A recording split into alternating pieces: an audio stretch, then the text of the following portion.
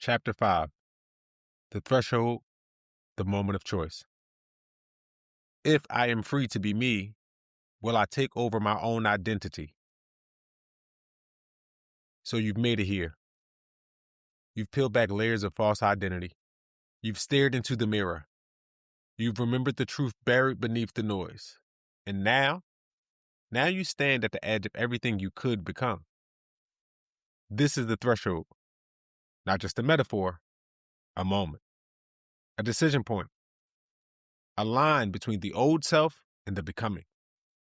Because knowing who you are means nothing until you live like it. This chapter is the bridge. It's the space between insight and embodiment, between potential and practice, between I think I can and I am. This is where you choose. All experience starts with choice. The universe didn't begin with force. It didn't start with action. It began with a choice. The moment space looked inward and asked, "Am I?" that was the choice to detach. The moment thought and desire split, that was the choice to expand. The moment resonance emerged and birthed creation, that was a choice to experience. And now that same creative force lives in you. You don't create your future by force. You don't evolve by hoping. You create through alignment. You evolve by choosing. Not once, not when it's easy, but now, again and again. Because this is the moment you decide whether you'll keep living from the old I am or step into the new one. This isn't the mirror anymore. This is the door. The first part of this book brought you into awareness, into remembrance. You saw the mask. You shed the rose.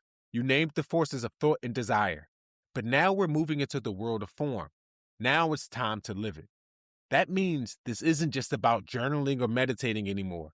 The next part is about expression, about action, about energetic congruence between the inner you and the life you want to live. This is where the spiritual becomes physical. This is where I am that I am is born. What you must understand before we continue. This next section will challenge you. Because while identity is internal, expression is public. And expressing a new identity means breaking the expectations of your old environment. You may lose relationships. You may face resistance. You will encounter fear. But here's the truth. If it doesn't cost you comfort, it's not a transformation. This part of the journey is not about motivation. It's about commitment. Commitment not to perfection, but to becoming, to embodying your I am, to living as your highest truth in real time all the time. A note on the universal mindset. The universe never stops expanding. Even after the Big Bang, space didn't collapse. It didn't wait for confirmation. It kept unfolding, stretching, multiplying its possibilities through vibration and motion. That's your mindset now. Not just being, but becoming.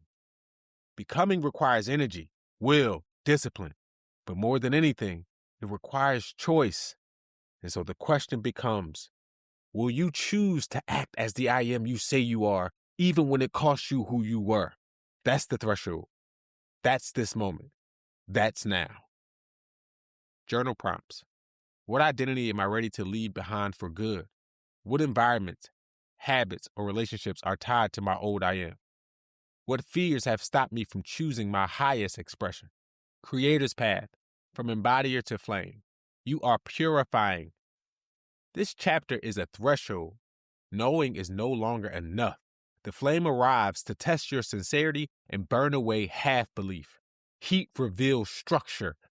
The embodier in you chooses friction over performance. You agree to be measured by action. Integrity becomes the atmosphere you breathe. You begin to release comforts that dilute your focus. You begin to take costly steps that align with your identity. You begin to stay steady while the old you burns off. This is the call to commitment, the call to purification through practice, the call to live the life you declare when no one is watching. It is the call to become proof. Affirmation. I am no longer becoming by chance. I choose who I am. I cross the threshold now.